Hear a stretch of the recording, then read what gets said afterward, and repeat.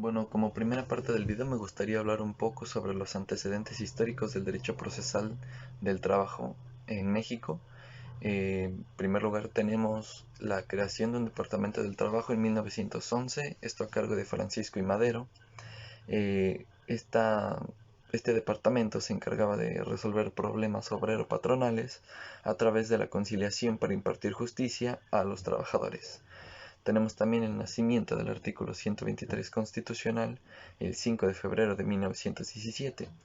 Aquí se promulgó en la Constitución por primera vez los derechos de los trabajadores a rango constitucional, y estos se dividen en derechos individuales y colectivos. En 1927 se crean las juntas de conciliación y arbitraje, esto para evitar conflictos y resolver los problemas obrero-patronato en el ámbito federal y local. También en 1931 se promulga la primera Ley Federal del Trabajo, que ésta entra en vigencia el 18 de agosto del mismo año.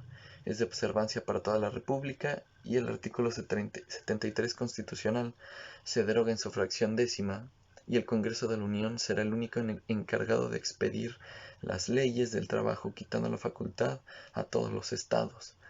La Ley Federal del Trabajo representó un gran avance para el país, y en 1970 se promulga la nueva Ley Federal del Trabajo vigente. Aquí se integra el pago de aguinaldo, derecho a la vivienda, y bueno, antes no habían ciertas prestaciones como el aguinaldo.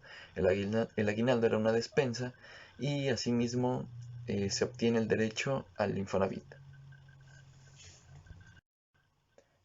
También como antecedente tenemos la reforma laboral del 30 de noviembre de 2012. Esta entra en vigencia con la modificación del artículo 400. Aquí fueron modificaciones superficiales sin beneficio para el trabajador, y el artículo 502 establece que el patrón debe indemnizar cuando suceda la muerte del trabajador con 500 días de salario, y pues debe indemnizar a los beneficiarios del trabajador. También tenemos que el 1 de mayo de 2019 tenemos la reforma a la Ley Federal del Trabajo con la creación de los tribunales laborales federales y locales. Esto conlleva la desaparición de las juntas de conciliación y arbitraje, y asimismo pues también desaparece quien los representaba. Ahora es un juez laboral junto con sus secretarios quien representa estos tribunales, y también se da la creación del Centro Federal de Conciliación. Los tribunales laborales son el órgano encargado de impartir la justicia laboral. A nivel federal se encarga el Poder Judicial de la Federación, y a nivel local los tribunales judiciales estatales. Aquí existen dos fuentes de derecho, que son las formales y especiales.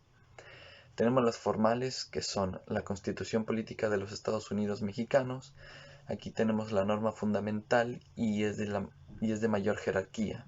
Tenemos el artículo 3, fracción séptima, que menciona el régimen laboral en las instituciones; el artículo quinto, que es la libertad del individuo; el artículo 32, que son los derechos de los mexicanos, eh, que aquí menciona que el trabajador mexicano debe tener preferencia en lugar de los extranjeros para cargos dentro del gobierno.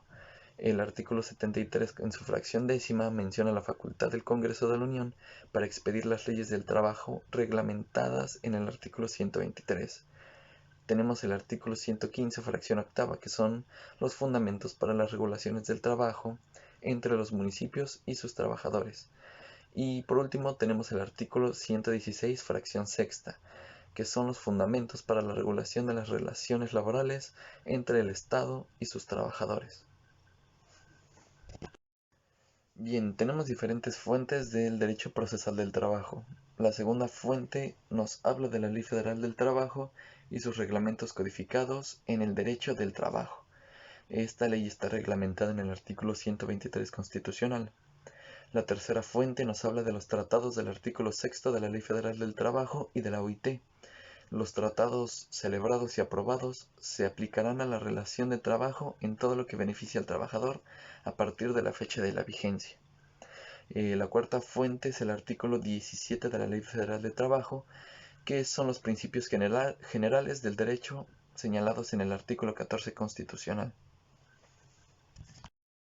La quinta fuente nos menciona los principios generales de justicia social, que derivan del artículo 123, como lo son salario, vacaciones, prima de antigüedad, derecho a huelga, entre otros.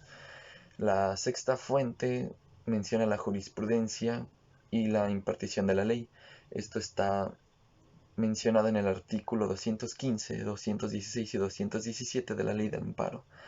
Y finalmente tenemos la sexta fuente, es sobre la costumbre, y aquí nos menciona el uso de una colectividad y jurídicamente obligatoria que beneficia al trabajador.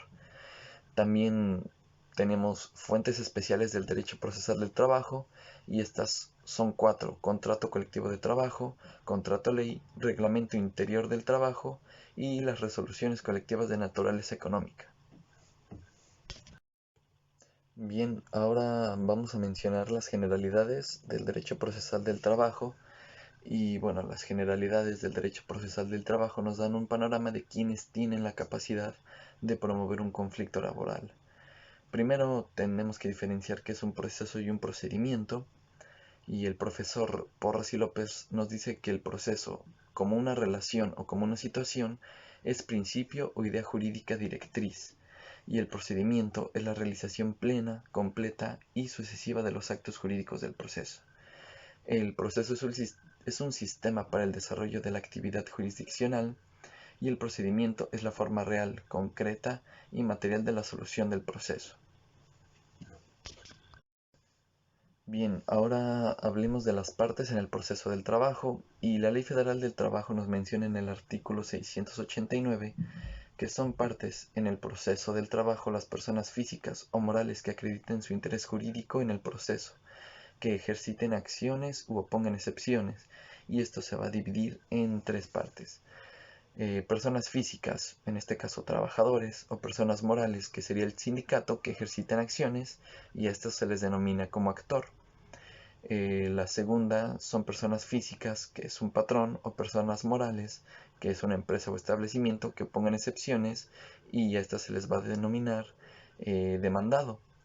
Y la tercera parte son las personas físicas o morales que acrediten su interés jurídico, ya que pueden ser afectados con la resolución que se pronuncie en un conflicto, y a estos terceros se les denomina como terceros interesados. Bien, dentro de las generalidades tenemos la capacidad y personalidad jurídica. La capacidad la tienen todos los trabajadores, ellos tienen derecho de intervenir o promover un juicio y tienen la capacidad para ejercerlo. Y la personalidad, bueno, esta menciona que los trabajadores menores de edad pueden comparecer a juicio sin autorización alguna, pero en caso de no estar asesorado en juicio, el Tribunal Laboral solicitará la intervención de la Procuraduría del Trabajo para que éste pueda ser asesorado. Las partes podrán comparecer al juicio en forma directa o por conducto de apoderados legales autorizados. El apoderado debe acreditar su personalidad mediante poder notarial o una carta poder firmada por el otorgante, y esto debe hacerse ante dos testigos, sin necesidad de ser ratificada ante un tribunal. Y bueno, los abogados de los patrones o asesores legales de las partes, sean o no sean apoderados, deben acreditar ser abogados o licenciados en Derecho con cédula profesional. Eh, Estas personas deben acreditar con una carta pasante vigente expedida por la autoridad competente para ejercitar eh, la profesión de abogado. Cuando el compareciente actúe como apoderado legal de una persona moral, éste puede acreditar su personalidad mediante testimonio notarial o una carta poder otorgada ante dos testigos, y esto debe hacerse con la previa comprobación de que quien le otorga esta carta debe estar legalmente autorizado para ello. Los representantes de los sindicatos acreditarán su personalidad con la certificación que extiende la autoridad registradora correspondiente, y esto debe